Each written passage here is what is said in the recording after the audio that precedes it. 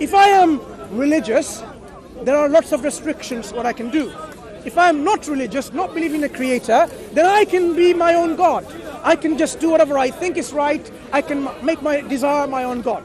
Yeah, that's why Mother Nature, people believe in it, even though there is no evidence for Mother Nature being God, but people believe in it.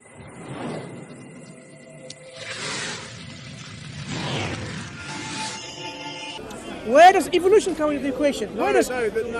Where does the spaghetti monster come it's into the the cause, equation? cause. But how? Well, why would you say that? Okay, so when I see something happening, these things won't just happen by itself, would it? You need a cause for that. Right.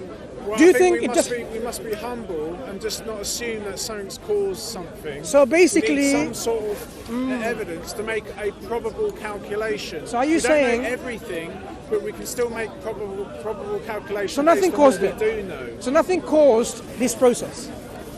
I said it's the strongest probable cause. So there is a cause. That's my point. So there is a cause, and I'm attributing this cause to flying spaghetti monster. Because you don't accept it, you have an alternative cause. So I would like to examine your cause. Just like you have all the right to examine my cause. So your cause is, tell me, does it have a brain? Does your cause do these effects? Because cause is the one that does the effects, right? The effects of change from one to another. Right. Does your cause have consciousness? I don't know what that's got to do with So your cause is doing something without realizing it's doing it. I'm not sure where you're going with this. You see, you're not really thinking on the question itself. You're thinking about, I've never spoken to someone like this. I've never heard in Talk Origins archive or Richard Dawkins' books. They don't mention any kind of this interaction. Speaker's Corner is a very good place to actually check your assumptions. So when we talk about this belief about which you have, you're attributing a cause to these effects that you observe.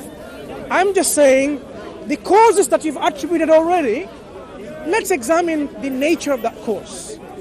I give you an alternative cause, is the flying spaghetti monster, not the walking one, the flying one. But where's the evidence for that then? So the evidence is beyond your grasp because you cannot touch it, feel it, see it, hear it. It's beyond your evidence, which is what we call empirical evidence. So is your cause within the scope of evidence that we can say yes? Your cause, yes, I can somehow accept it because I can feel it, hear it, touch it, see it, smell it, or I can actually grasp it. The cause that you attribute to. I tell you about fossils and DNA records. No, that's the data. You just say flying spaghetti. You see, we're not discussing. I don't think you understood it. The data is what we observe. Fossils. I observed it, and you observed it. Right. And I say the reason this happened is because of this cause, and I give you my cause behind this data. Okay. You also have a cause that you attribute to these effects. Right. For example, when the wallet fell so many times on the ground, I said there's a cause for this. You said there's a cause for this. Yeah. And you will say the cause is the gravitational force. Laws of nature. No. What is the cause? What is it? Gravity. Okay. What is gravity? Well, it's something that can be measured. It's. No. You measure the effects. You don't measure gravity. You measure the effects of it. Right. Yes. So what is this gravity? Have you seen this force? Well, you can't see it with your eyes, but it can be tested and measured. No. You measure the effects. You don't measure the force itself. You measure the effect it has on this. I'm only interested in the effects. So now you're not interested in the cause of this. So now I'm interested in the effects as well. Fossil records, all of this. Yeah, but now here's my alternative hypothesis. Right. The creator, the one who is all wise, created all of this. Not the flying spaghetti monster, it's the creator. So you shouldn't be interested in the cause. You should be interested, according to your own understanding, the effects. What do we see? We see the effects. We see life with all its variety, with its complexity, and with all its diversity. And I'm attributing all of this to a conscious being that has designed and organized and planned and put things there. The alternative hypothesis is all of this came through an unconscious, unplanned, undesigned way, which makes more sense. The sort of random chemical reactions that have developed over millions and billions of years. Yeah. So if I show you the phone that you have a phone, you don't have to bring it. If you have a phone, it has two possible explanations for its origin. One is over random interactions of molecules of matter, okay, atoms, and if you break the atoms down in the quantum level if you want. So what had happened was over billions of years, these atoms came together and they gathered together in this particular proportion and particular way of gathering, and it formed this. So there is no consciousness or design involved. There is no engineering, planning involved. This is one option. And the other option is a conscious process where intelligence was put in gathering, in accumulating and designing and putting it. So out of these two processes, I would go by the process which is intelligence behind. And you'd say, of course, intelligence is not necessary. It's all by random billions of years of by itself coming together. So you're more than welcome to keep believing in this, but in your real life, you will be always living this dichotomy, uncertainty and agnosticism. Not uncertain. No, agnosticism. And I can guarantee the atheist. No, I can guarantee you are agnostic to these issues about certainty. You have no certainty in your life. You don't know. If I ask you, did nothingness create you? You haven't got a clue what to say, yes or no. You don't know. You'll be agnostic. Did you create the heaven and the earth? Did you create your own self?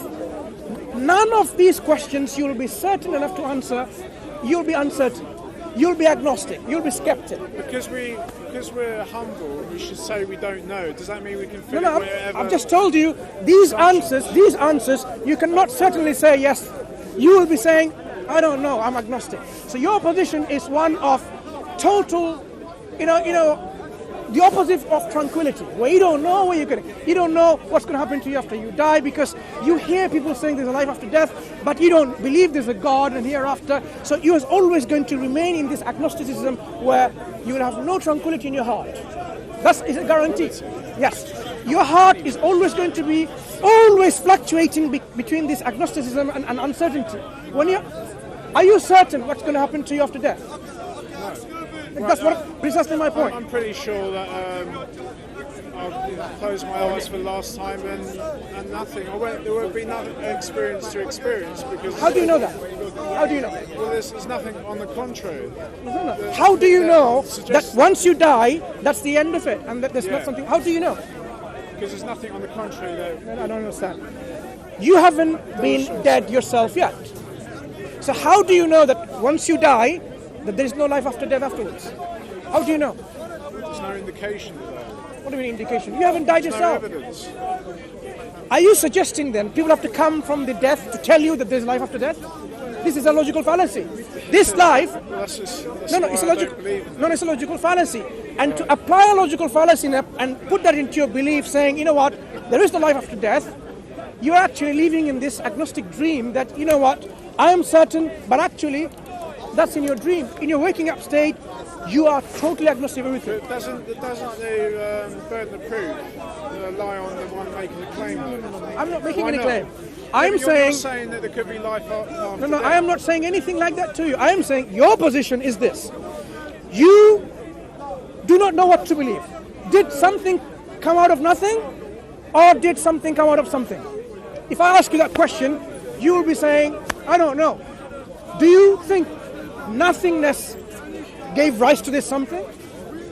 I don't know what. I am humble enough to say I don't know what caused the Big Bang. No, I just told you it's But not a then Big again, Bang. I shouldn't fill it with anything You see, else. it's not a I've Big Bang. heard or Do some you? random conclusion. No, I am saying your position is one of total uncertainty. This life is a miserable life. No, it's not humble. It's a miserable life. If I don't know something, then I don't fill it wherever I want to. No, my friend, it's a miserable life. It's a miserable life. Yes. The life of an atheist, an agnostic, is a miserable life. Really? Absolutely. Let me tell you how. Do you know for certain that this universe didn't come from something, but it came from nothingness? You don't know. Do you know? For certain. I see no indication of no indication, building it or designing it. To put this question very, Intelligent design. very, plainly. Creator's existence is either creator exists or creator doesn't exist. Where does your belief lie? I don't know. Right? But the fact of the matter is, it's one of these two options. If you didn't know the right answer, you will have no tranquility in your heart, because when you die and the creator is one that exists, you will be in a total disaster. It's a great form of control, isn't it? It's not about control. It's your belief that's what you make it. No one's going to force you to believe in spaghetti monster, which I was arguing for earlier. No one's going to force you to. But people believe in it. People believe in this Mother Nature. God called Mother Nature. Why? Because this Mother Nature doesn't demand any control in terms of what? You don't have to lie. You don't have to cheat. You don't have to fornicate. Not fornicate. You know what? You can do whatever you like. This Mother Nature is more appealing to certain individual, saying, you know what? If I am religious, there are lots of restrictions what I can do. If I am not religious, not believing in a creator, then I can be my own God. I can just do whatever I think is right. I can make my desire my own God. Yeah? That's why Mother Nature, people believe in it, even though there is no evidence for Mother Nature being God. But people believe in it. You are in a position where you cannot tell yourself certainly, with certainty, this universe, which is something, is it possible that it came from nothingness? One day you think, maybe it can. The other day you're thinking, how can it be? How can nothing generate something? It doesn't make sense. But then you're saying, we can fill it with everyone. No. Look at the instability of your mind. So the state of mind of an atheist and agnostic, as I said, is a state of misery. No tranquility. Why? One day you think and you justify. It's not about humility. One day you think and you justify yourself. Nothing caused something. But the next day you wake up and you're thinking, how can that be? How can nothing generate something? It makes no sense. But then you quarrel with yourself. If nothing didn't make something, then it's something else. What is that something? Oh my God. You see, God. But I don't want to believe in God. That's the problem. So atheists and agnostic, you'll be surprised, they talk about God more than a lot of theists nowadays. Why? They're trying to fight it. You try to fight it, but it comes back to you and again. You try all the equations, that there cannot be God, a creator of this universe. And then at the end of the equation it says, there has to be a God. So you say, my equation is wrong, you start again. This is what scientists are doing. When they look at all the evidence for the fine-tuning of our universe, the life and its complexity and diversity and harmony, it shows you there's a designer, but they're saying, no, I cannot accept there's a designer. There's I cannot accept it. On the contrary as well. Did you know there's a nerve that goes from the brain and it goes to the voice box, but it doesn't just do that, it goes around the heart as well, and then back to the voice box. So the intelligent designer wouldn't do that, it would just go straight there. And you see it in giraffes too. They actually a giraffe has been dissected, and that same nerve goes right down the neck and then comes back up to the voice box. Right. So an intelligent designer would just do that short. If you have a shortage on one of those legs of the stand, that will demonstrate to you, sorry, it's a very good start, I'm sure, that will demonstrate to you that this tripod is not designed. By looking at one thing and you think, it doesn't look like it's a perfect design, it means the whole system is not designed. Are you really suggesting there's nothing in your body that demonstrates the sign of a design? I just told you that, No. Are you saying there's nothing? Are you saying the camera is better than the eye? Yet this is designed, these cameras are designed, but your eye, which is more complicated than the camera, it is not designed. I don't see any indication. Exactly. So all your body, when for example you have a cut, what happens is Nothing happens. Blood comes on, and then all the blood drains off my body, and I die. Actually, that doesn't happen, is it? What happens instead is, when a cut happens on one of my blood vessels, immediately you will see processes. They come together. Fibrinogen, the meshwork to form the clots. They come together and then they start forming a cork. It's like total mesh, and then seal it so that it's now sealed. And I would say that's not design. Yeah. So, for example, at the very minute, for example, now you're breathing. What's happening is you're breathing in air, nitrogen, oxygen, and other things in this air, and then it goes to your lungs. And what happens? The gaseous exchange is occurring, where these oxygens are going through your lungs and you exhale out. This system that is processing it, you'd say, this is no design. Okay, can I just ask you one question? That's right. Have you been to Natural History Museum recently? Before I go to Natural History Museum, let's talk about the lungs and the heart. Have you been there? Can you just give me I have. I've been listening to you a lot. I have. You have, right. Have you seen the new whale, the skeleton of the whale in the main hall? Yeah, and recently probably not. Right, Used to be a dinosaur before. Right, you see there's little bones at the back. Yeah. Where there's legs. Like as it's sort of. Why would a designer put those little bones there? That's not my question. Back? You're but questioning. Why would a designer do that? Now you see, you are actually committing a logical fallacy. Just because your idea of a design is that tripod should have a tail, for example, or shouldn't have a tail, doesn't make it not designed. If a whale has a tail or not a tail, legs or not a legs, it doesn't mean the whole whale is not a design. You, for example, you don't have tail now, the monkeys do, right? We human beings don't have a tail, but we have some tail bones.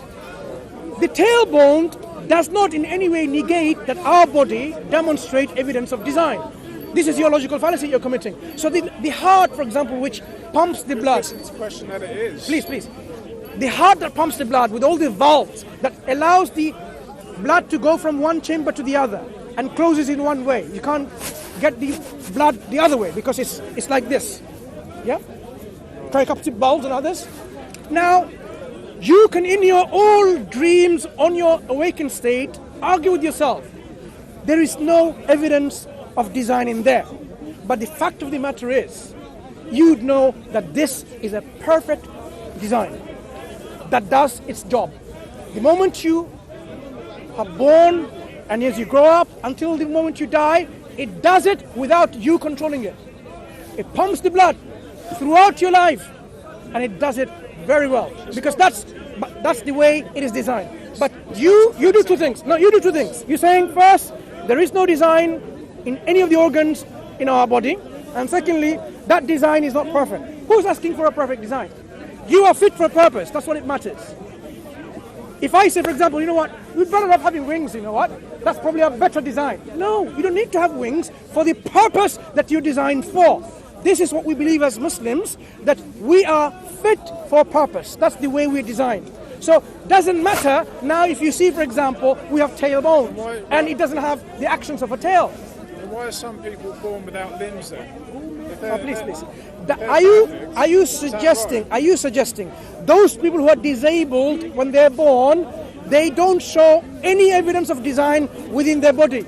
Any evidence? In the hearing, the cochlea? In the cochlea itself, right?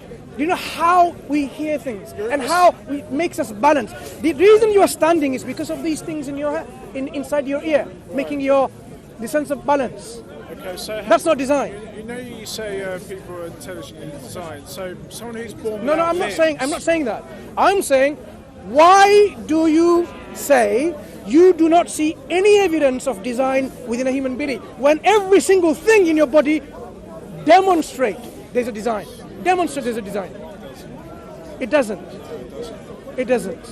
So, for example, when you eat food, what happens? The food goes in and comes out.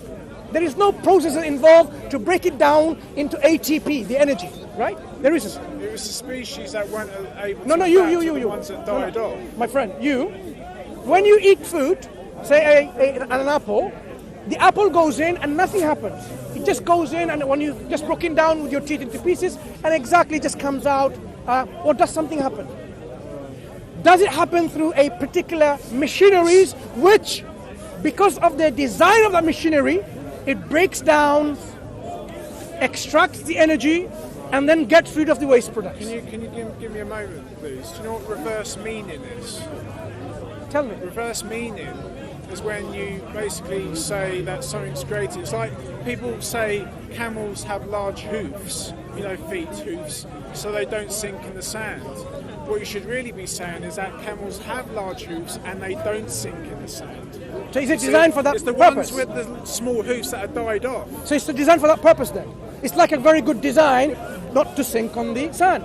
So you agree it's like a very good design. So now I've seen certain species that have died off because they weren't able to adapt to the environment. So you're telling me this is an evidence of design where it's fit for that purpose so that it doesn't sink in the sand.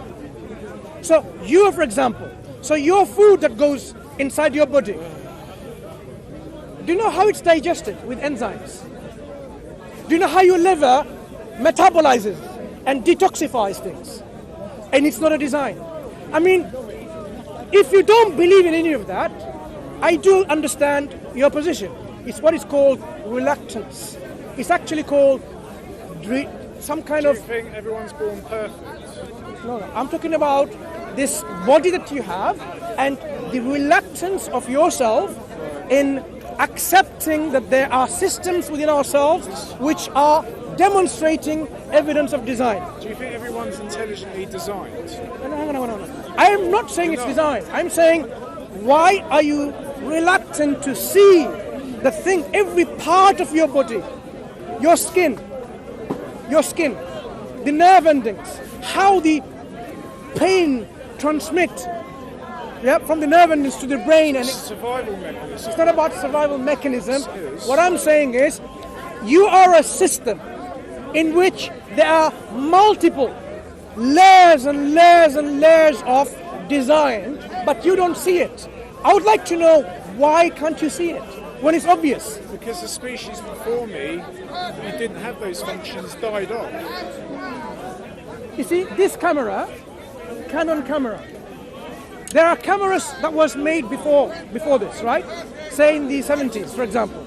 And I'm pretty much sure the 70s cameras weren't as good as this. Now, does that somehow prove that this camera doesn't demonstrate any evidence of design? It does. Okay. We've got records of What is it? Okay. What is it with this camera that demonstrates to you that it's designed? It demonstrates it. Yeah. We've got records of blueprints of the materials, how it's put together. So if you didn't have any of the records, if you didn't see anyone putting it together, you only saw the camera. No manuals, nothing, just the camera.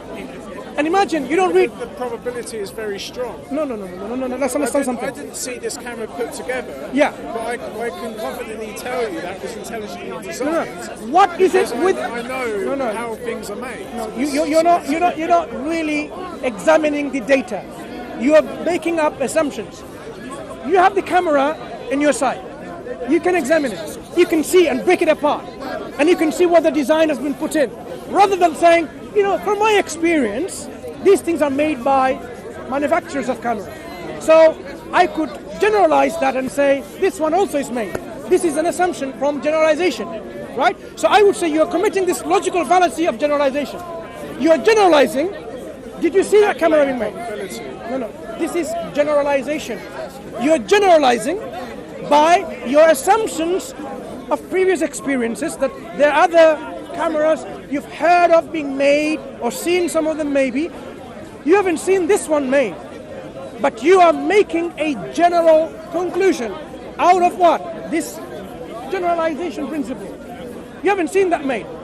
But if you did not use this kind of logical fallacy of generalization, and you say, now let me look at this camera by itself, so I can open it up, break it apart into pieces, and see how they're put together, and see how it functions. Look at the result that it produces. You will see this is engineered.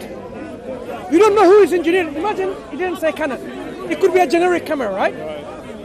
Because you don't know who made it, you would still say, definitely I'm certain there is knowledge and wisdom that has been put together in the engineering and manufacture and planning and designing of this particular piece, which it does what it does. You would have no doubt in accepting that. You don't need to know Canon made it. You can still conclude by examining that piece itself that it has a maker. If you believed otherwise, that actually no. Things happened over billions of years by chance. No conscious process were involved. No conscious agents were involved. It just happened that it came together and then it formed that piece. There's some people who believe in that, but I don't think you would believe in that. You will say it makes no sense of such a piece to be put together like that. There's many things that don't function that well, then they die off. Your eyes are better than this. And yet, this has to be designed, but the eye is not designed. Your lungs, your heart, your brains, your ears, everything, nothing is designed. I'm just going to see a friend now, but it's good talking to you, it's interesting. I urge you to look up two things: circular reasoning and also reverse meaning as well. Yeah. Do you know that circular reasoning is something that we haven't applied, none of us yet? Reverse meaning is to do with what? Psychology. I'm saying I observe the data. Yeah? And then I say the cause for the data. That's not about reverse meaning. Okay. What's your name? David. Nice to meet you. With no hard feelings. I just did this in a harsh way. I apologize. It's just to shake you a little bit, saying, actually, sometimes I need to think beyond the box. Sure. That's all. We'll talk again perhaps another time. Yeah? Take Mansoor. You take care, my friend. Yeah? See you later.